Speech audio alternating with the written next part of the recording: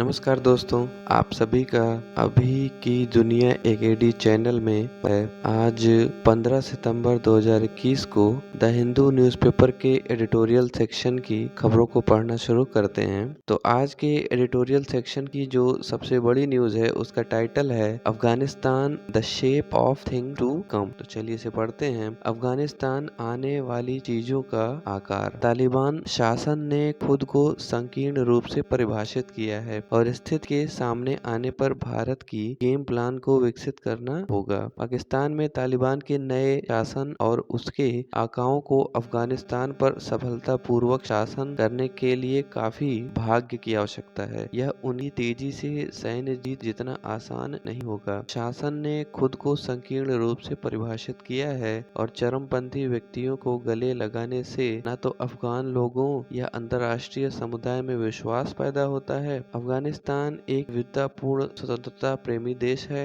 जिसे अपनी विरासत और संप्रभुता पर गर्व है। इसकी भावना हमेशा गणतंत्रात्मक रही है। इसे बाहर से नियंत्रित करने के प्रयास हमेशा सफल रहे। पाकिस्तान कनेक्शन। पाकिस्तान ने तालिबान को पाला और आकार दिया, इसलिए इसमें कोई आश्चर्य की बात नहीं है कि पाकिस्तानी सेना के रसद और सलाह ने तालिबान के काबुल तक मार्च में सहायता की। पंजशीर में राष्ट्रीय प्रतिरोध मोर्चे के खिलाफ संतुलन बनाने में पाकिस्तान के विशेष बल हमले के हेलीकॉप्टर और ड्रोन महत्वपूर्ण थे। पाकिस्तान सेना के इंटर सर्विसेज इंटेलिजेंस (ISI) के प्रमुख लेफ्टिनेंट जनरल फैज हमीद ने अफगानिस्तान में तालिबान की चढ़ाई के पाकिस्तान के स्वामित्व को रेखांकित करने के लिए प्रचार की पूरी चकाचौंध में काबुल का दौरा किया। पूरे अफगानिस्तान में स्वतः स्फूर्त विरोध को आमंत्रित किया। लेफ्टिनेंट जनरल हमीद ने अपने 3 उद्देश्यों में से 2 को हासिल किया, यह सुनिश्चित करने के लिए कि नवगठित तालिबान सरकार में पाकिस्तान के प्रतिनिधि शामिल हैं, जिसमें हक्कानी नेटवर्क के 4 सदस्य शामिल हैं जो ISI के करीब हैं, और मुल्ला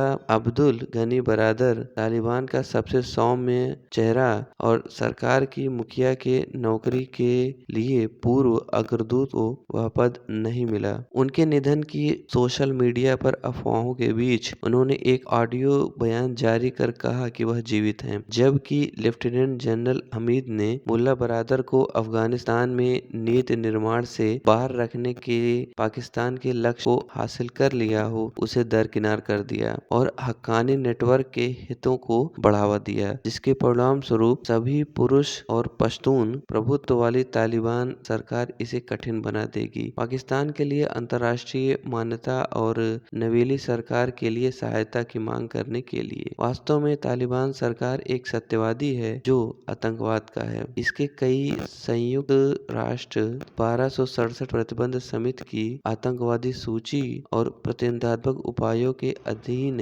यूरोपीय संघ की आतंकवादियों की कार्रवाई की सूची में शामिल है। ग्वांतानामो बे में संयुक्त राज्य अमेरिका के निरोध केंद्र ने वहां कैद तालिबान नेताओं के बीच एकजुटता की भावना पैदा की, जिनमें से 4 अब तालिबान कैबिनेट में वरिष्ठ पदों पर हैं। हक्कानी नेटवर्क के प्रमुख नए आंतरिक मंत्री खलीफा सिराजुद्दीन हक्कानी के पास न्याय कार्यक्रम के लिए एक अपरिवर्तनीय पुरस्कार है। संयुक्त राज्य अमेरिका के राज्य विभाग ने उन पर $10 मिलियन का इनाम रखा है, जबकि उनके चाचा शरणार्थी और प्रत्यावर्तन मंत्री खलील उर रहमान हक्कानी, जिसे पहले काबुल के सुरक्षा प्रमुख के रूप में नामित किया गया था, पर $5 मिलियन का इनाम है। अनसुलझी गुटबाजी। तालिबान की राजनीति में तीव्र गुटबाजी और आम सहमति की कमी की विशेषता है। तालिबान के प्रवक्ता जबीउल्लाह मुजाहिद ने तालिबान सरकार को एक अंतरिम सरकार के रूप में वर्णित किया है, जो शायद भविष्य में और अधिक उदार शासन की उम्मीद का संकेत दे सकती है। यह संभावना नहीं है क्योंकि वास्तव में शासन में महिलाओं की भागीदारी या मानवाधिकारों की बहाली के लिए कोई रियायत नहीं। मुजाहिद ने अल्पसंख्यकों और वंचितों के अधिकारों की रक्षा की बात कही है, फिर भी तालिबान कैबिनेट में एक भी महिला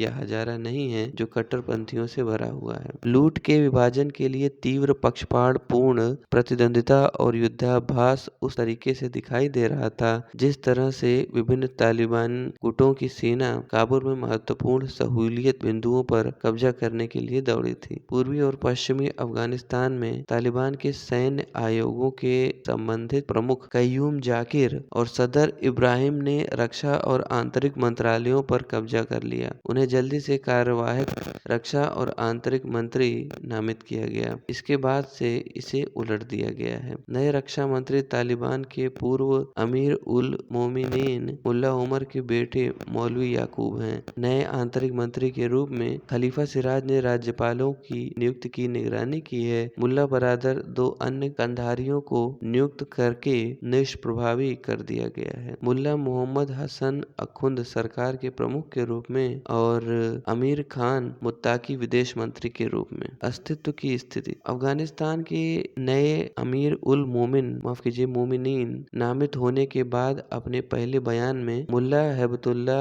अखुंदजादा ने अंतर्राष्ट्रीय कानूनों को बनाए रखने के लिए एक योग्य प्रतिबद्धता की। केवल वे जो इस्लामी कानून और देश के राष्ट्रीय मूल्यों के विपरीत नहीं है, जबकि तालिबान किसी अन्य राष्ट्र के सुरक्षा के हितों के खिलाफ अपने क्षेत्र के उपयोग की अनुमति देने के अपने आश्वासन को दोहराना जारी रखेगा। अल-कायदा और अन्य आतंकवादी संगठनों के साथ अपने संबंधों को तोड़ने की संभावना नहीं। अफगानिस्तान संकट से जूझ रहा है। तालिबान के लिए एक तत्काल चुनौती उसके युवा कमांडरों और लड़ाकों पर लगाम लगाने की होगी। इस खतरे के साथ ही उनमें से असंतुष्ट तत्व इस्लामिक स्टेट, खुरासान, ISK या दाएश के साथ हाथ मिला सकते हैं। चूंकि सभी इस्लामी आतंकवादी संगठन वैचारिक और संगठनात्मक रूप से एक दूसरे से जुड़े हुए हैं, एक अन्य समस्या अन्य आतंकवादी समूहों को नियंत्रित करने की होगी जो अफगानिस्तान में अपने आश्रय के रूप में परिवर्तित हो रहे हैं। पाकिस्तान में तहरीके तालिबान पाकिस्तान या पाकिस्तान तालिबान के हमलों से पहले ही उल्लेखनीय तेजी आई है। अफगानिस्तान में छिटपुट विद्रोह और हिंसक दमन होगा। तालिबान के नेतृत्व की बनावट और उसके वैचारिक आधार को देखते हुए उनके राजनीतिक और सैन्य एकीकरण जारी रखने की संभावना है। इस बात से बेपरवाह की समय के साथ यह प्रतिरोध के लिए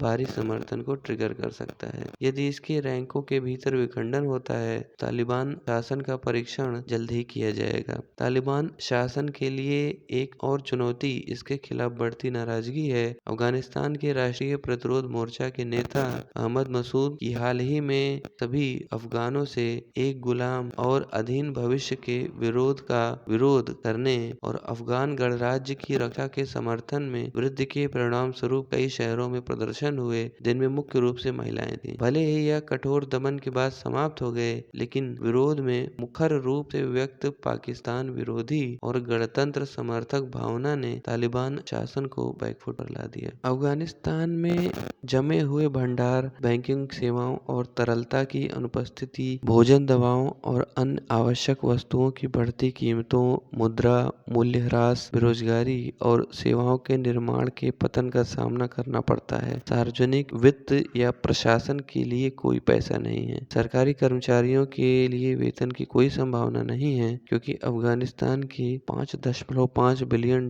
के अंतिम स्वीकृत वार्षिक बजट का 80% बाहरी सहायता द्वारा वित्त पोषित किया गया था। नई दिल्ली की प्रतिक्रिया। अनिश्चितताओं को देखते हुए भारत की गेम प्लान को विकसित करना होगा, क्योंकि स्थिति सामने आती है जो रणनीतिक संयम या निपुण निष्क्रियता का आह्वान नहीं है। फिलहाल भारत को तालिबान शासन को मान्यता देने से बचना चाहिए। भारत को अफगानों और विदेशी नागरिकों के अफगानिस्तान को सुरक्षित और व्यवस्थित तरीके से छोड़ने के अधिकार के संबंध में अपनी सार्वजनिक रूप से घोषित प्रतिबद्धताओं के लिए जवाबदेह होना चाहिए, और यह कि अफगान क्षेत्र का उपयोग किसी भी देश को धमकी देने या उस पर हमला करने के लिए नहीं किया जाएगा जो संयुक्त राज्य में शामिल हैं। राष्ट्र सुरक्षा परिषद संकल्प UNSCR 2593 परिषद की भारत की अध्यक्षता के दौरान अपनाया गया। UNSCR 2593 ने भी मानवाधिकारों को कायम रखने के महत्व की पुष्टि की और सभी पक्षों को एक समावेशी वार्ता समाधान समाधान की तलाश करने के लिए प्रोत्साहित किया। इससे निकलने वाला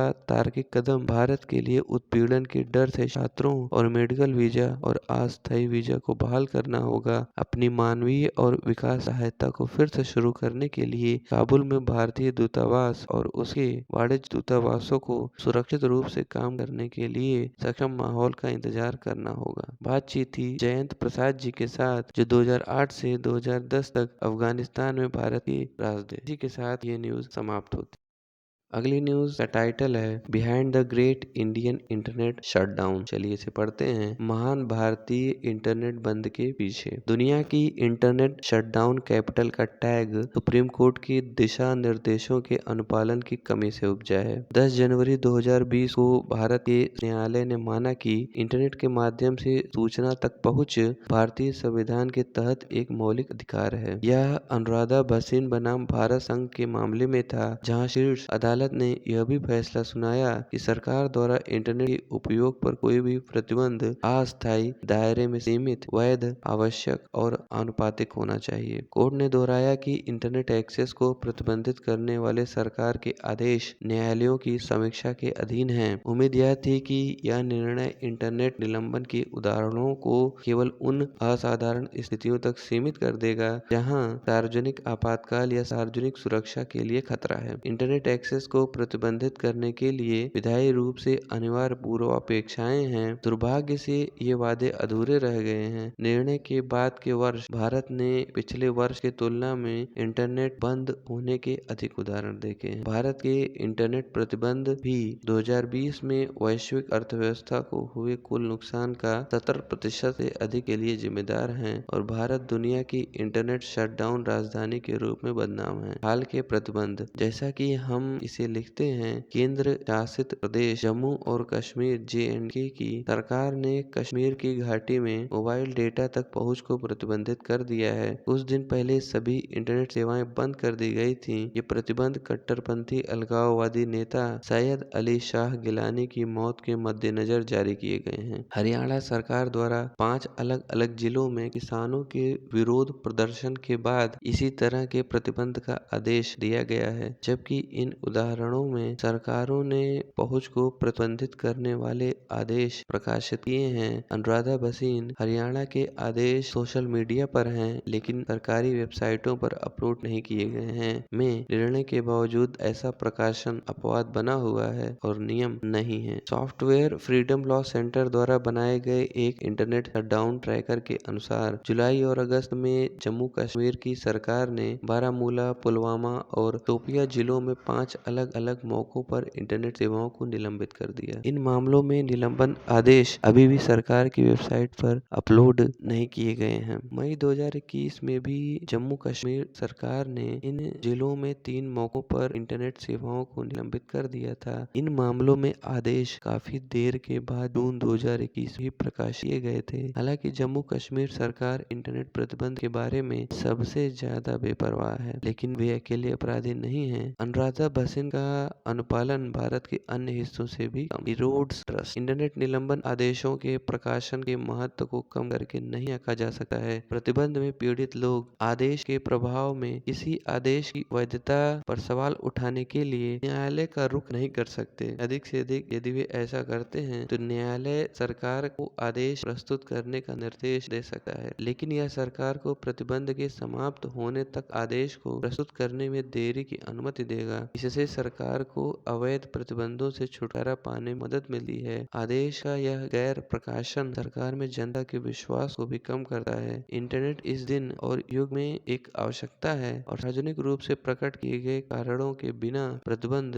विश्वास कमी पैदा करता है। एक घाटा भी है क्योंकि केंद्र सरकार ने भी अनुराधा भसीन के निर्देशों को वैधानिक मान्यता देने के लिए पर्याप्त प्रयास नहीं किया है। 2020 में इसने इंटरनेट निलंबन आदेशों को अधिकतम 15 दिनों तक सीमित सीमित करने के लिए दूरसंचार निलंबन नियम 2017 में संशोधन किया। हालांकि संशोधन में आदेश प्रकाशित करने के लिए सरकार पर कोई दायित्व नहीं था और न ही इसमें इन आदेशों की आवधिक समीक्षा करने के लिए सर्वोच्च न्यायालय के निर्देश शामिल थे। जागरूकता की कमी। नतीजतन कानून के साथ सरकारी गैर अनुपालन को समझना मुश्किल है। सरकार पर दायित्वों को समझने के लिए नियमों को देखने के बजाय सर्वोच्च न्यायालय के निर्णय का अध्ययन करना होगा। सूचना प्रौद्योगिकी अधिनियम की धारा 66A के अनुभव से पता चला है, यदि सर्वोच्च न्यायालय के निर्णयों को वैधानिक रूप से मान्यता नहीं दी जाती है तो अधिकारी केवल जागरूकता की कमी के कारण कानून को गलत तरीके से लागू करते हैं। एक उदाहरण के रूप में मेघालय राज्य ने एक RTI आवेदन के जवाब में कहा कि उसे अनुराधा भसीन फैसले के बारे में पता नहीं था। हालांकि सुप्रीम कोर्ट के फैसले के 8 महीने बीते। व्यापक प्रभाव। हालांकि इंटरनेट निलंबन भी सर्वोच्च न्यायालय के निर्देशों के गैर अनुपालन से स्वतंत्र एक समस्या बनी हुई है। 2020 में इंटरनेट निलंबन के 119 अलग अलग उदाहरणों के कारण भारतीय अर्थव्यवस्था को $2.8 बिलियन का नुकसान हुआ, जिससे 10.3 मिलियन लोग प्रभावित। इंटरनेट सूचना, मनोरंजन, स्वास्थ्य देखभाल, शिक्षा, आजीविका का एक स्रोत है और भारतीय समाज के सदस्यों के लिए एक दूसरे और दुनिया के साथ बातचीत करने का मंच है। इस तरह के निलंबन से होने वाले नुकसान आर्थिक, मनोवैज्ञानिक, सामाजिक और पत्रकारिता की सट्टा लाभ से अधिक। इंटरनेट पर प्रतिबंध आपातकाल के समय लगाया जाना कि विरोध के अधिकार के लोकतांत्रिक अभ्यास बाधित कर समय मदद लेने के लिए इंटरनेट आवश्यक। इसके अलावा यह अफवाहों को सत्यापित करने का एक उपकरण भी है और व्यक्तियों और सरकार को सच्चाई का प्रसार करने में सक्षम बनाता है। 2 सितंबर को जम्मू कश्मीर सरकार ने इस आधार पर संचार के तक पहुंच को प्रतिबंधित कर दिया कि सोशल मीडिया पर भड़काऊ सामग्री आम जन को गुमराह कर सकती है और इसके परिणाम स्वरूप कानून और व्यवस्था की स्थिति पैदा हो सकती है। ऐसा ही कारण हरियाणा के करनाल में इंटरनेट बंद को जायज ठहराने का भी बताया गया। हालांकि सरकार को यह स्वीकार करना अच्छा होगा कि ऑफलाइन अफवाहें जनता को गुमराह भी कर सकती हैं, लेकिन अफवाहों को स्वतंत्र रूप से निर्धारित करने के पास इंटरनेट तक पहुंच नहीं। इंटरनेट प्रतिबंधों को अक्सर इस आधार पर उचित ठहराया जाता है कि वे मोबाइल डेटा सेवाओं तक सीमित हैं। ये विवाद भी बिंदु को याद करते हैं। भारतीय दूरसंचार सेवा प्रदर्शन संकेतकों पर भारतीय दूरसंचार नियामक प्राधिकरण राई 2019 की रिपोर्ट के अनुसार मोबाइल डिवाइस उपयोगकर्ता, डोंगल और फोन कुल इंटरनेट उपयोगकर्ताओं का 97.22% है। केवल 3% उपयोगकर्ताओं के पास ब्रॉडबैंड इंटरनेट पहुंच है। तब से इन नंबरों में कोई खास बदलाव होने की संभावना, क्योंकि ब्रॉडबैंड इंटरनेट आज भी महंगा है। इससे यह निष्कर्ष चलता है कि इन प्रतिबंध भी निम्न सामाजिक आर्थिक पृष्ठभूमि के लोगों पर अधिक प्रतिकूल प्रभाव डालते। इन मुद्दों पर विचार करते हुए यह आश्चर्य की बात है कि अनुराधा भसीन में सुप्रीम कोर्ट सरकार को केवल सीमित परिस्थितियों में इंटरनेट का उपयोग प्रतिबंधित करने की अनुमति दी थी। संसद ने भी इन प्रतिबंधों को केवल सार्वजनिक आपदा स्थिति में या सार्वजनिक सुरक्षा के लिए खतरा पर ही दी है। फिर भी बहुत निराशाजनक बात यह है, इंटरनेट प्रतिबंध वांछनीय से कहीं अधिक सामान्य है और पारदर्शिता की कमी के कारण इन्हें चुनौती दी जा सकती। दुनिया के इंटरनेट शटडाउन कैपिटल के टैक्स से खुद को मुक्त करने और डिजिटल इंडिया की क्षमता को पूरा करने के लिए कार्यकारी सरकार को सुप्रीम कोर्ट के दिशा निर्देशों अधिक वफादार अनुपालन की आवश्यकता पड़ती है। Tanmay Singh Internet Freedom Foundation में मुकदमेबाजी वकील हैं। Anandita Mishra Internet Freedom Foundation में associate litigation counsel. Krishnesh Bapat Internet Freedom Foundation में होस्ट हैं, जो एक डिजिटल राइट्स फेलो हैं। इसी के साथ न्यूज समाप्त पढ़ते हैं। अगली न्यूज जिसका टाइटल है क्रैकिंग द व्हिप। चलिए इसे पढ़ते हैं। कोड़ा खुर। अमेरिकी राष्ट्रपति बिडेन को टीका विरोधी अभियान चलाने वालों के दबाव में नहीं झुकना चाहिए। राष्ट्रपति जो बिडेन का व्यापक टीका जनादेश, जिसका उद्देश्य अमेरिका के बड़े पैमाने पर टीकाकरण की पिटाई की बाधाओं में सुधार करना है, चल रहे बिना टीकाकरण की महामारी के सामने एक साहसिक कदम का प्रतिनिधित्व करता है। एक और उनकी योजना संघीय सरकार की शक्ति का लाभ उठाने पर आधारित है, जहां कहीं भी इसकी वित्तीय चोरी की अनुमति है, जिसमें सार्वजनिक धन प्राप्त करने वाले स्वास्थ्य देखभाल संगठनों के श्रमिकों और संघीय सरकारी कर्मचारियों और ठेकेदारों के लिए शामिल हैं। दूसरी ओर व्हाइट हाउस की आवश्यकता है कि 100 या अधिक लोगों को रोजगार देने वाली सभी कंपनियों को अपने कार्यबल का टीकाकरण करना चाहिए या प्रत्येक सप्ताह बिना टीकाकरण वाले कर्मचारियों से कोविड-19 नकारात्मक परीक्षण प्राप्त करना चाहिए, जो महामारी की लड़ाई को अमेरिका इंक के दरवाजे तक लाने की इच्छा का प्रतिनिधित्व करता है। अमेरिका ने लगभग 175 मिलियन व्यक्तियों का टीकाकरण करने में सफलता प्राप्त की है। पात्र लोगों में से लगभग 75% या अभी भी उस समूह के लगभग 80 मिलियन को असुरक्षित छोड़ देता है। यह मुख्य रूप से इस बात वाले समूह के मरीज हैं जो कई राज्यों में अस्पताल के आईसीयू को खत्म कर रहे हैं। फिर भी श्री बिडेन के जनादेश से लगभग 100 मिलियन लोग प्रभावित होंगे, जो अमेरिकी कार्यबल का लगभग 2/3 हिस्सा है। जबकि कुछ विशेष रूप से रूढ़िवादी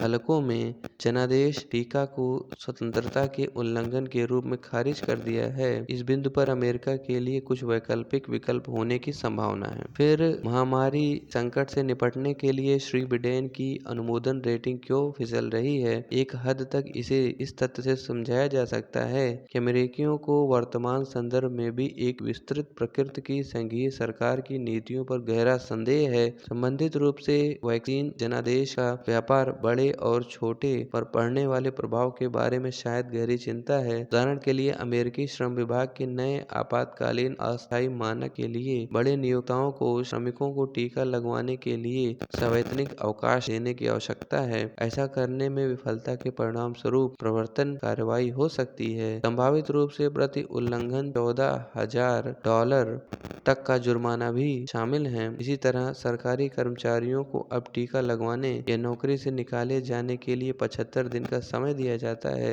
रक्षा उत्पादन अधिनियम एक युद्धकालीन उपाय को लागू करने पर नीतिगत हलकों में चर्चा है। कंपनियों को तेजी से कोविड-19 परीक्षणों के निर्माण और उत्पादन में तेजी लाने के लिए मजबूर करना, बड़े मनोरंजन स्थलों को अब टीकाकरण या संरक्षकों के नकारात्मक परीक्षणों का प्रमाण मांगना चाहिए और विमान में मास्क नियमों का उल्लंघन करने वाले यात्रियों के लिए जुर्माना अब दोगुना हो जाएगा। ये सभी उपाय हैं जो प्रभावित करेंगे, यहाँ तक कि विकृत बाजार व्यवहार और संभावित रूप से निगमों की निचली पंक्तियों को प्रभावित करेंगे। लेकिन डेल्टा संस्करण के विनाशकारी मार्च को कुछ नियंत्रण में लाने के लिए भुगतान करने के लिए एक आवश्यक मत हो सकती है। श्री बिडेन को अपने दांत पीसने होंगे और जनादेश को देखना होगा, न कि चिड़चिड़े एंटी वैक्सीन प्रचारकों और एक धूर्त वॉल स्ट्रीट के दबाव में। तो इसी के साथ ये न्यूज समाप्त होती है। बढ़ते हैं अगली न्यूज। अगली न्यूज का टाइटल है पॉजिटिव क्लाइमेट। चलिए इसे पढ़ते हैं। सकारात्मक जलवायु। अमेरिका के साथ जुड़ाव को भारत को शमन अनुकूलन कार्रवाई का विस्तार करने में मदद मिलनी चाहिए। ग्रीन हाउस गैसों के तीसरे सबसे बड़े उत्सर्जक के रूप में भारत की अग्रिम पंक्ति की स्थिति ने पेरिस समझौते के तहत कार्बन उत्सर्जन को कम करने के लिए अपने भविष्य के नीति पाठ्यक्रम पर ध्यान केंद्रित किया है। कम ऐतिहासिक उत्सर्जन वाले अन्य देशों के साथ शेष वैश्विक कार्बन बजट के एक बड़े हिस्से के लिए इसका एक अकाट्य दावा है। लेकिन रिकॉर्ड तापमान और विपत्तिपूर्ण मौसम की घटनाओं का सामना करने वाली दुनिया में पैतरेबाजी के लिए जगह सिकुड़ गई है। भारत पर उस तारीख के लिए खुद को प्रतिबद्ध करने का दबाव बढ़ रहा है जब वह शुद्ध शून्य प्राप्त करता है। जितना GHG उत्सर्जित करता है, उतना ही GHG को हटाकर मध्य शताब्दी के लिए अमेरिका और यूरोपीय संघ द्वारा निर्धारित लक्ष्य तर्ज पर और चीन द्वारा 2060 तक पेरिस समझौते के तहत एक शुद्ध शून्य योजना की घोषणा करना एक चिंताजनक संभावना है, क्योंकि यह विशेष रूप से ऊर्जा उत्पादन में महंगे विकल्प चुनेगा। यह पहेली को संबोधित किया गया है, माफ कीजिए, यह उस पहेली को संबोधित किया गया है जहां कम से कम आंशिक रूप से जलवायु के लिए अमेरिका के विशेष राष्ट्रपति के दूत जॉन केकी का दौरा करके नवीकरणीय ऊर्जा को भविष्य के विकास का मूल बनाने के लिए वित्त पोषण और प्रौद्योगिकी के वादे के साथ उत्सर्जन को कम करने के लिए सहयोग के विशिष्ट क्षेत्रों, परिवहन, भवनों और उद्योग के विस्तार में और 2030 तक 450 गीगावाट नवीकरणीय ऊर्जा के लिए वित्त पोषण की सुविधा भारत अमेरिका जलवायु और स्वच्छ ऊर्जा एजेंडा 2030 साझेदारी को आगे बढ़ा सकती है। नवंबर में COP26 सम्मेलन में उत्सर्जन में कमी की दिशा में द्विपक्षीय रोड मैप पर अधिक स्पष्टता आ सकती है। इस बीच भारत को सभी राज्यों को उत्सर्जन को कम करने और उन्हें जलवायु से जुड़े चरम मौसम और जीवाश्म ईंधन के कारण होने वाले वायुमंडलीय प्रदूषण के अनुकूल बनाने में मदद करने की आवश्यकता है। अक्षय ऊर्जा को भविष्य के विकास का मूल बनाने के लिए वित्त पोषण और प्रौद्योगिकी के वादे के साथ उत्सर्जन को कम करने के लिए सहयोग के विशिष्ट क्षेत्रों, परिवहन, भवनों और उद्योग के विस्तार में और 2030 तक 450 गीगावाट नवीकरणीय ऊर्जा के लिए वित्त पोषण की सुविधा भारत अमेरिका जलवायु और स्वच्छ ऊर्जा एजेंडा 2030 की साझेदारी को आगे बढ़ा सकती है। ये लाइन मैंने दूसरी बार इसलिए पढ़ी क्योंकि ये लाइन इस पूरी न्यूज की सबसे इम्पोर्टेंट लाइन है। 2020 के अंत में कोविड-19 की कई कई विनाशकारी तूफानों द्वारा चिन्हित एक वर्ष, केंद्रीय पर्यावरण मंत्रालय ने घोषणा की कि देश ने 2030 तक सकल घरेलू उत्पाद की उत्सर्जन तीव्रता में कटौती करने के अपने 33 से 35% लक्ष्य के 21% को हासिल कर लिया है और इसी तरह नवीकरणीय ऊर्जा से 40%, बिजली का 37.9% उत्पादन कर रहा था। हालांकि उत्सर्जन तात्कालिक चुनौती सबसे अधिक जोखिम वाले लोगों की मदद करने के लिए एक अनुकूलन ढांचे के साथ आने में है, जो कि आबादी वाले तटीय शहरों के निवासियों सहित वार्षिक चक्रवातों के रास्ते में रहने वाले लाखों लोग हैं। कुछ ही दिनों में नियमित रूप से डंप किए जाने वाले लाखों लीटर पानी को संभालने के लिए नगर प्रशासन की क्षमता को बढ़ाने के लिए योजना, धन और राजनीतिक प्रतिबद्धता की आवश्यकता होती है। जलवायु से संबंधित नुकसान के खिलाफ घरों के लिए कम लागत वाला बीमा उपलब्ध कराने से लचीलापन बढ़ेगा और ऑडिट को बढ़ावा मिलेगा, जिससे सरकारों को जोखिम कम करने के लिए प्रोत्साहित किया जा सकेगा। पेरिस समझौता बहुत जरूरी शहरी रेट्रोफिटिंग को आसानी से वित्त पोषित कर सकता है और रोजगार को बढ़ावा दे सकता है। गर्मी के तनाव का गंभीर प्रभाव पड़ता है, जिससे कमजोर बुजुर्गों में मृत्यु दर अधिक होती है। ये बढ़ती हुई समस्याएं हैं, लेकिन ये कोविड-19 के बाद की नीतियों को सौम्य हरित विकास की दिशा में आगे बढ़ाने के अवसर का भी प्रतिनिधित्व करती हैं। कम ऊर्जा वाले भविष्य के लिए नीतियों को प्रकृति को केंद्र में रखना चाहिए। तो इसी के साथ ये न्यूज समाप्त।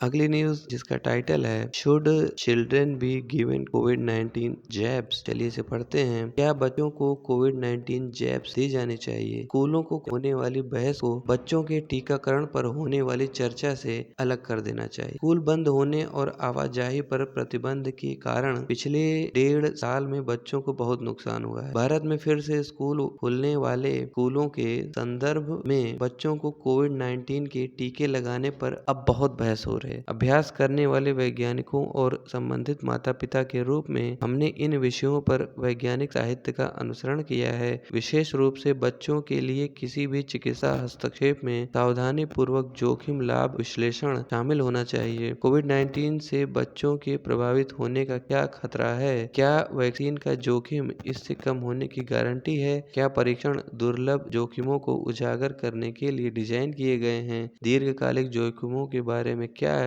हम इन सवालों का पता लगाने की कोशिश कर रहे हैं? जोखिमों की तुलना करना। बच्चों में कोविड-19 के कारण गंभीर परिणामों का जोखिम बहुत कम होता है और मृत्यु की संभावना बेहद कम, लगभग 2 लाख में होती है। यहाँ तक कि गंभीर रूप से प्रभावित बच्चों में भी पुरानी स्थिति पाई गई। ये तथ्य डेल्टा संस्करण के साथ भी नहीं बदले हैं। हो सकता है कि संख्याओं का ज्यादा मतलब ना हो, क्योंकि हम बच्चों को लेकर भावुक होते हैं। इसलिए जोखिम को समझने के लिए निम्नलिखित तुलनाओं पर विचार करें। एक बच्चे के लिए कोविड-19 के शिकार होने की संभावना बिजली गिरने के समान होती है। 25 वर्ष से कम आयु के लोगों के लिए यातायात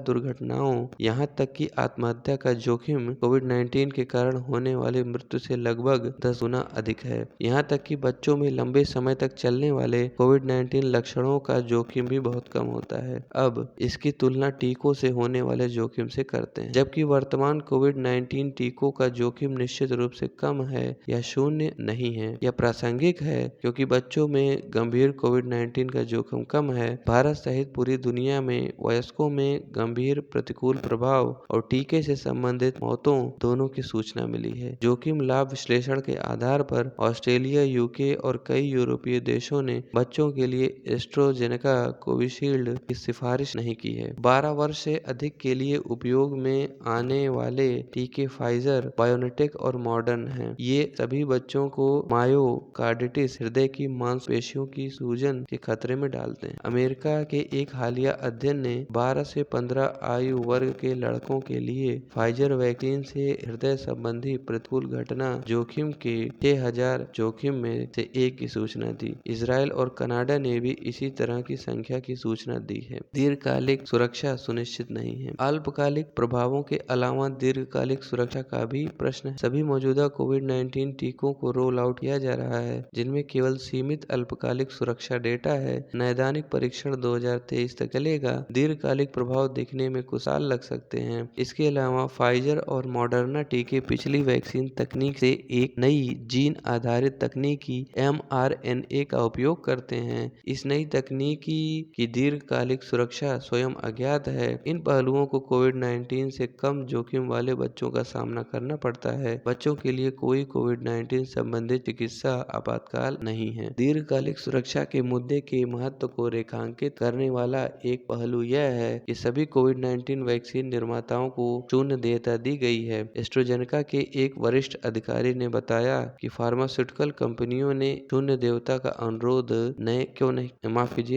क्यों किया है। यह एक अनूठी स्थिति है जहां हम एक कंपनी के रूप में जोखिम नहीं उठा सकते हैं यदि 4 साल में टीके का दुष्प्रभाव दिख रहा हो तो। दीर्घकालिक सुरक्षा के महत्व को इस तथ्य से और अधिक बल दिया जाता है कि आपातकालीन टीकों का पिछला इतिहास कभी गुलाबी जैसा नहीं रहा है। स्वाइन फ्लू का टीका पैंडेमिक्स 2010 की महामारी के जवाब में शुरू किया गया था, बाद में इसे वापस ले लिया गया जब यह पाया गया कि प्रत्येक 55,000 चैप्स में से एक के कारण बच्चों को नार्कोलेप्सी, एक पुरानी नींद विकार होता है। डेंगू के खिलाफ एक टीका डेंगवेक्सिया को 2017 में वापस ले लिया गया था जब 19 बच्चों 44,000 में से एक की संभावित एंटीबॉडी निर्भर वृद्धि से मृत्यु हो गई थी। सुरक्षा के संदर्भ में विचार करने के लिए एक महत्वपूर्ण पहलू वर्तमान वैक्सीन परीक्षणों का आकार है। यह ध्यान देने योग्य है कि वयस्कों के लिए कुछ जोखिम वयस्क परीक्षणों के दौरान नहीं लिखा। उदाहरण के लिए एस्ट्राजेनेका के लिए 32,449 के परीक्षण आकार को देखते हुए एस्ट्राजेनेका वैक्सीन के परिणाम स्वरूप रक्त के थक्के जो 50,000 अवसरों में से एक हैं पता नहीं चल सका। भारत में बच्चों के लिए वर्तमान परीक्षण आकार कोवैक्सीन के लिए सिर्फ 525 और जाइकोव डी के लिए 1,000 हैं। ये बेहद कम है और 1,000 साइड इफेक्ट जोखिम में से एक को भी पकड़ने के लिए अपर्याप्त है। यह बेहद चिंताजनक है। भले ही बच्चों और युवा वयस्कों को गंभीर कोविड-19 वयस्कों के विपरीत में उच्च जोखिम नहीं है। फ्रांस और जर्मनी जैसे कुछ देशों ने 12 वर्ष से अधिक उम्र के सभी लोगों को इस उम्मीद में टीकाकरण की अनुमति दी है कि इससे सामुदायिक संचरण और सीसा को रोका जा सकेगा। टीकाकरण के माध्यम से झुंड प्रतिरक्षा के लिए हालांकि हाल के आंकड़े तेजी से इसे वैज्ञानिक रूप से गलत दिखा रहे हैं क्योंकि वर्तमान टीके न तो संक्रमण को रोकते हैं और न ही संचरण को रोकते हैं। यह इजराइल और आइसलैंड जैसे अत्यधिक टीकाकरण वाले देशों में भी उच्च मामलों की संख्या से प्रमाणित होता है। इसके अलावा वयस्कों की सुरक्षा के लिए बच्चों को जोखिम में डालना बिना लंबे समय तक टीके की सुरक्षा सुनिश्चित किए नैतिक रूप से गलत है, खासकर जब उन वयस्कों के पास वैसे भी एक कोविड-19 वैक्सीन है जो अस्पताल में भर्ती होने या मृत्यु के खिलाफ प्रभावी है। दरअसल यूके चूंकि गंभीर बच्चों में कोविड-19 का जोखिम कम है, इसलिए बच्चों के लिए कोविड-19 टीकाकरण का चिकित्सीय लाभ संदिग्ध है और दीर्घकालिक सुरक्षा के साथ छोटे-छोटे परीक्षण आकारों पर अध्ययन की कमी से संबंधित है। बच्चों के लिए कोविड-19 टीके असाधारण मामलों में वारंट किए जा सकते हैं, जैसे कि अन्य सहरुग्णता वाले लोगों के लिए जो कोविड-19 से अधिक जोखिम में है। किसी भी घटना में माता-पिता के मन में अपने बच्चों के सर्वोत्तम हित होते हैं। यह देखते हुए कि टीकाकरण एक अपरिवर्तनीय चिकित्सा प्रक्रिया है, माता-पिता को अपने बच्चों को टीका लगाने से पहले उचित परिश्रम करना चाहिए। सभी उपलब्ध साक्ष्यों की जांच करें, विशेषज्ञों से उचित प्रश्न पूछें और फिर एक उचित विकल्प चुनें। टीकाकरण भी अनिवार्य नहीं होना चाहिए। माता-पिता की पसंद महत्वपूर्ण है। स्कूल खोलने का समय। हाल ही में बच्चों के कोविड-19 टीकों के लिए स्कूलों को फिर से खोलने की बात सामने आई है। हालांकि इसका कोई वैज्ञानिक आधार नहीं है क्योंकि अधिकांश अन्य देशों में स्कूलों को सुरक्षित रूप से खोला गया था, अक्सर टीके के परीक्षण से पहले। इसके अलावा सीरो सर्वेक्षण से पता चलता है कि बच्चों का एक बड़ा प्रतिशत पहले से ही कोविड-19 के संपर्क में आ चुका है। हमने अभी इस पर ध्यान नहीं दिया क्योंकि बच्चों में गंभीर कोविड-19 बहुत दुर्लभ है और ऐसा नहीं है कि भारत में टीके आसानी से उपलब्ध हैं। कोवैक्सीन और जाइकोव डी अभी भी परीक्षण के अधीन है। जो लोग इसे लेना चाहते हैं उनमें से उठाव में कई महीने लगेंगे। हम कब तक स्कूलों को बंद रख सकते हैं? अधिकांश माता पिता जो अपने बच्चों को स्कूल भेजना चाहते हैं उनके पास ऐसा करने का विकल्प होना चाहिए। हमें उन देशों में से एक होने का सम्मानजनक गौरव प्राप्त है जिन्होंने अभी तक पूरी तरह से स्कूल स्कूल नहीं खोले हैं। बातचीत थी कामेश्वरी चेब्रोलू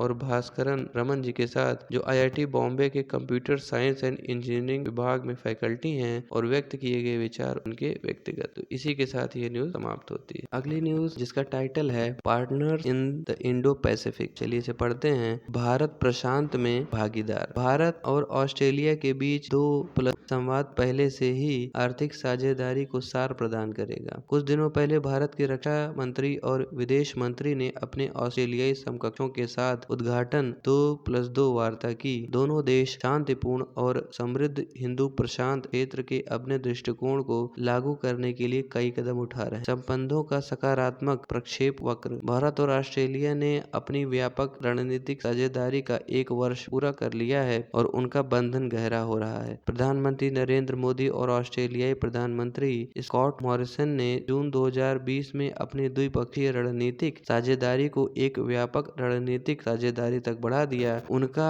व्यक्तिगत संबंध इस साझेदारी को राजनीतिक ढांचा और प्रोत्साहन प्रदान कर रहा है। लोगों से लोगों के बीच मजबूत जुड़ाव के कारण भू रणनीतिक और भू आर्थिक मुद्दों पर विचारों का अभिसरण बढ़ रहा है। दोनों देशों ने द्विपक्षीय, त्रिपक्षीय, बहुपक्षीय और बहुपक्षीय स्वरूपों में कई मुद्दों पर संस्थानों और संगठनों के माध्यम से सहयोग बढ़ाया है। इसके अलावा उनके 2+2 विदेश और रक्षा सचिवों की वार्ता को मंत्री स्तरीय स्तर तक पदोन्नत करना उनके बदलते संबंधों के सकारात्मक प्रक्षेप वक्र जोर देता है। स्वतंत्र, खुले, समावेशी और नियम आधारित हिंद शांत क्षेत्र में दोनों देशों का स्थायी हित है। इसमें क्षेत्र के सभी देशों के लिए स्थिरता और नौवहन स्थिरता शामिल है। अपनी साझी सुरक्षा चुनौतियों को देखते हुए और क्षेत्रीय सुरक्षा संरचना को बढ़ाने के लिए दोनों देशों ने द्विपक्षीय सुरक्षा सहयोग तेज कर दिया है। उन्होंने उन क्षेत्रों में समन्वय को गहरा करने के लिए प्रमुख साझेदार देशों के साथ सुरक्षा वार्ता भी तेज कर दी है, जहां सुरक्षा हित परस्पर हैं। Quad, Bharat, Australia, Japan, America द्वारा मालाबार नौसैनिक अभ्यास इस दिशा में एक कदम है, जबकि यह सामरिक स्तर पर क्वाड देशों के बीच सामरिक स्तर पर गहन जुड़ाव और सहयोग का संकेत देता है। यह नौसेनाओं को उन्नत युद्ध रणनीति विकसित करने और बढ़ाने की भी अनुमति देता है। 2021 के मालाबार नौसैनिक अभ्यास में हाल के वर्षों में भारत और ऑस्ट्रेलिया के बीच व्यापार में उल्लेखनीय वृद्धि हुई है। उनके बीच दो तरफा व्यापार का मूल्य 2020 में $24.4 बिलियन था। भारतीय अर्थव्यवस्था न केवल दुनिया की सबसे बड़ी अर्थव्यवस्थाओं में से एक है, बल्कि यह एक विवर्तनिक आर्थिक परिवर्तन से भी गुजर रही है। इस प्रयास में ऑस्ट्रेलिया एक महत्वपूर्ण भागीदार है, क्योंकि दोनों एक नियम आधारित अंतर्राष्ट्रीय व्यवस्था से अपनी अनुरूपता प्राप्त कर भारत प्रशांत क्षेत्र में समावेशी आर्थिक एकीकरण में विश्वास करता है और एक जुझारू चीन से चुनौतियों का सामना करता है। व्यापार तेजी से बढ़ रहा है और इसमें कृषि, व्यवसाय, बुनियादी ढांचा, स्वास्थ्य सेवा, ऊर्जा और खनन, शिक्षा, कृत्रिम बुद्धिमत्ता, बड़ा डेटा और फिनटेक शामिल हैं। दोनों देश दीर्घकालिक स्थायी आर्थिक संबंध बनाने के लिए काम कर रहे हैं। पिछले महीने एक संयुक्त विज्ञप्ति में, लेकिन व्यापार में वृद्धि के बावजूद भारत और ऑस्ट्रेलिया को पुराने मुद्दों को हल करने की आवश्यकता है, जो गहन आर्थिक एकीकरण में बाधा उत्पन्न करते हैं। भारत में कृषि और डेयरी उत्पादों के लिए उच्च शुल्क है, जिससे ऑस्ट्रेलियाई निर्यातकों के लिए इन वस्तुओं को भारत में निर्यात करना मुश्किल हो जाता है। साथ ही भारत को गैर टैरिफ बाधाओं का सामना करना पड़ता है और ऑस्ट्रेलियाई श्रम बाजार में एक कुशल पेशेवरों को भेदभाव का सामना करना है। एक गहरी साझेदारी बनाना। भारत ऑस्ट्रेलिया संबंध पिछले कुछ दशकों में एक सामान्य मूल्य प्रणाली द्वारा संचालित रणनीतिक हितों के संरेखण के कारण गहरे बने हुए हैं। दोनों जीवंत लोकतंत्र हैं जो अंतर्राष्ट्रीय कानूनों का सम्मान करते हैं और सभी राष्ट्रों की समानता में विश्वास करते हैं, भले ही उनका आकार और ताकत कुछ भी हो। उम्मीद है कि 2+2 संवाद इस साझेदारी को सार प्रदान करेगा। दोनों प्रधानमंत्रियों के बीच अपेक्षित बैठकों से राजनीतिक समझ और गहरी होगी और सहयोग के और रास्ते खुलेंगे। द्विपक्षीय से परे दोनों देश त्रिपक्षीय ढांचे में इंडोनेशिया, जापान और फ्रांस सहित समान विचारधारा वाले देशों के साथ साझेदारी कर रहे हैं। क्वाड ने हाल के महीनों में गति प्राप्त की है। इन देशों के लिए क्वाड प्लस ढांचे पर विचार विमर्श करने का समय आ गया है। अंतर्राष्ट्रीय मामलों में भू राजनीतिक और भू आर्थिक मंथन भारत और ऑस्ट्रेलिया के लिए एक मानवीय दृष्टिकोण के साथ सिद्धांतों द्वारा निर्देशित साझेदारी बनाना अनिवार्य बनाता है। बातचीत थी राजीव रंजन जी के साथ, जो कि नालंदा विश्वविद्यालय राजगीर में एसोसिएट प्रोफेसर हैं और किंशुक साहा बेंगलुरु स्थित शोधकर्ता हैं, और व्यक्त किए गए विचार उनके। इसी के साथ ये न्यूज समाप्त। जिसका टाइटल है powering ahead in the future. चलिए इसे पढ़ते हैं। भविष्य में आगे की शक्ति। हम यह सुनिश्चित कर सकते हैं कि निर्माता इलेक्ट्रिक वाहनों के बाजार में प्रवेश करने के लिए अपनी अनिच्छा को दूर करें। भारत में टू व्हीलर इलेक्ट्रिफिकेशन को लेकर कई चीजें सही चल रही हैं। सबसे पहले सरकार ने इलेक्ट्रिक टू व्हीलर EUW के लिए फेम 2 प्रोत्साहन को बढ़ाकर 15,000 रुपए प्रति kWh कर दिया। दूसरा, गुजरात और महाराष्ट्र जैसे अधिक राज्यों ने अपनी राज्य नीतियों के हिस्से के रूप में राज्य स्तरीय इलेक्ट्रिक वाहन प्रोत्साहन की घोषणा की है। तीसरा, कई स्टार्टअप नए electric two wheeler model launch कर रहे हैं। नतीजतन भारत में E2W की बिक्री 2020 के स्तर की तुलना में 2021 में कम से कम दोगुनी होने की संभावना है। फिर भी तो भी नए दोपहिया वाहनों की बिक्री में E2W की हिस्सेदारी 1% से भी कम होगी। यह आंशिक रूप से है क्योंकि उद्योग की नेता hero MotoCorp, Honda, TVS, Bajaj, Suzuki, royal Enfield और यामाहा, जो भारत में बेचे जाने वाले सभी दोपहिया वाहनों का लगभग 99% हिस्सा हैं, उनके बीच केवल 2 इलेक्ट्रिक मॉडल पेश करते हैं और गिने चुने शहरों में। अनिच्छा पर काबू पाना। दुनिया के सबसे सक्रिय इलेक्ट्रिक वाहन बाजारों ने 2 तरह के इलेक्ट्रिक वाहन बनाने और बेचने के लिए अग्रणी कंपनियों की इस अनिच्छा को दूर किया है। पहला, शून्य उत्सर्जन वाहन ZEV क्रेडिट कार्यक्रम स्थापित करना है। इसके लिए वाहनों के निर्माताओं को यह सुनिश्चित करने की आवश्यकता है कि या तो उनकी बिक्री का एक निश्चित अंश ZEVs हैं या वे उन निर्माताओं से ZEV क्रेडिट खरीदते हैं जिन्होंने क्रेडिट प्रोग्राम द्वारा आवश्यकता से अधिक ZEV बेचे हैं। ऐसे कई संभावित नियामक दृष्टिकोण हैं जिनके द्वारा भारत इस तरह के कार्यक्रम की स्थापना कर सकता है। कैलिफोर्निया और कई अमेरिकी राज्यों के साथ साथ चीन ने इलेक्ट्रिक वाहनों की मॉडल उपलब्धता को प्रोत्साहित करने के लिए इस तरह के दृष्टिकोण का इस्तेमाल किया है। दूसरा, ईंधन क्षमता CO2 उत्सर्जन मानक को इतना सख्त बनाकर है कि इसे ZEV बनाकर और बेचकर पूरा किया जाता है। जैसा कि यूरोपीय संघ की यात्री कार कार्बन डाइऑक्साइड मानकों के उदाहरण से पता चलता है कि यदि कार्बन डाइऑक्साइड मानक पर्याप्त रूप से कड़े हैं तो मुख्य धारा के निर्माता इलेक्ट्रिक वाहनों को सार्थक संख्या में पेश करते हैं। हाल के एक ब्रीफिंग पेपर में मेरे सहयोगियों ने तर्क दिया कि भारत इस तरह के दृष्टिकोण का बहुत प्रभाव से उपयोग कर सकता है अगर 2025-26 वित्तीय वर्ष के लिए 2WCO2 मानक 25 ग्राम CO2 प्रति किलोमीटर 2020-21 में 38 ग्राम CO2 प्रति किलोमीटर की तुलना में पर सेट किए गए हैं। तो हमारे शोध से पता चलता है कि लागत प्रभावी बाजार हिस्सेदारी इलेक्ट्रिक मोटरसाइकिलों के 19% और इलेक्ट्रिक मोटरसाइकिलों के लिए 13% हो सकती है। इलेक्ट्रिक स्कूटर कुल दोपहिया बाजार में 32% इलेक्ट्रिक वाहन हिस्सेदारी के लिए है। इस तरह यदि दोपहिया ईंधन की खपत का मानक 2030 के लिए 20 ग्राम CO2 प्रति किलोमीटर पर या उससे कम निर्धारित किया गया था, इससे यह सुनिश्चित होने की संभावना है कि उस वर्ष कम से कम 60% नए दोपहिया वाहनों की बिक्री इलेक्ट्रिक हो। इसके विपरीत यदि 2025-26 के मानक उदार हैं, मान लीजिए कि 30 ग्राम CO2 प्रति किलोमीटर जितना ऊंचा है, तो यह ICE तकनीक का अनुपालन करने के लिए सस्ता होगा और मानक E2W के लिए बाजार में कोई प्रोत्साहन नहीं पैदा करेंगे। पर्यावरण के लिए अनुकूलन। संक्षेप में, इलेक्ट्रिक वाहनों के बाजार में तहे दिल से प्रवेश करने के लिए निर्माताओं की अनिच्छा को दूर करने के 2 विश्वसनीय तरीके हैं। एक, जनादेश, जिसके लिए उन्हें इलेक्ट्रिक वाहन बनाने और बेचने की आवश्यकता होती है, या दक्षता मानकों को सख्त या महत्वाकांक्षी बनाने के लिए इलेक्ट्रिक वाहनों के निर्माण और बिक्री की सबसे अधिक लाभ प्राप्त करने हेतु बनाना।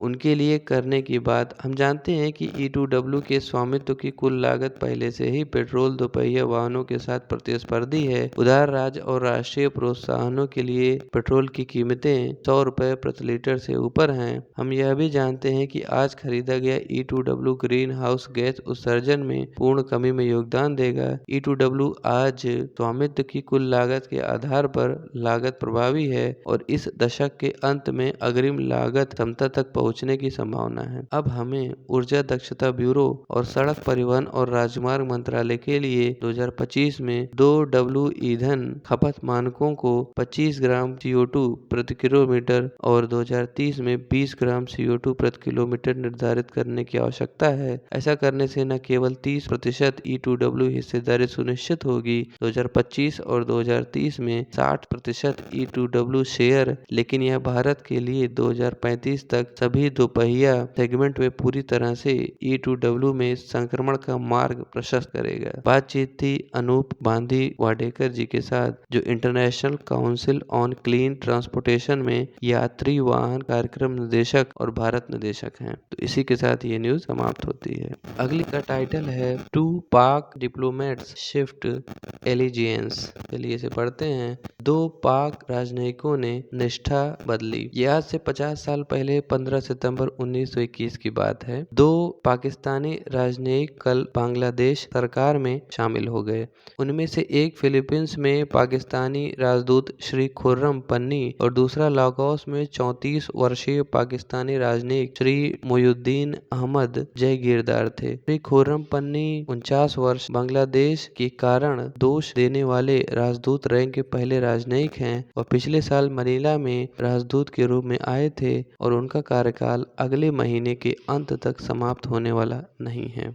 श्री बंगाल के मूल निवासी पन्नी ने कहा वह फिलीपींस या भारत से राजनीतिक शरण के लिए कहेंगे और अगर यह आता है। उन्होंने कहा कि मुझे उम्मीद है कि बांग्लादेश सरकार को मान्यता दी जाएगी। श्री मोहिउद्दीन अहमद जगीरदार नाइजीरिया में पाकिस्तानी राजनयिक हैं। इसी के साथ ये न्यूज समाप्त होती है। अगली न्यूज जिसका टाइटल है east and west from an editorial, पूर्व और पश्चिम एक संपादकीय से। यह आज से 100 साल पहले 15 सितंबर 1921 की घटना है। तो चलिए इसे पढ़ते हैं। पूरब और पश्चिम लंबे समय तक अलग या विरोध में खड़े नहीं रह सकते। यह प्रेम और सद्भाव के बीच आधुनिक पैगंबरों के साथ साथ उन राजनीतिक आदर्शवादियों का संदेश है जो विश्व शांति और एकता के लिए काम करते हैं। लेकिन उनमें से कुछ को लगता है कि असहयोग आंदोलन अब भारत में फैल रहा है, जो इनके मिशन के लिए एक खतरा है। असहयोग स्पष्ट रूप से एक कुरूप शब्द है, क्योंकि इसके लेखक और जिम्मेदार प्रवक्ताओं द्वारा बार बार स्पष्टीकरण देने के बावजूद इसके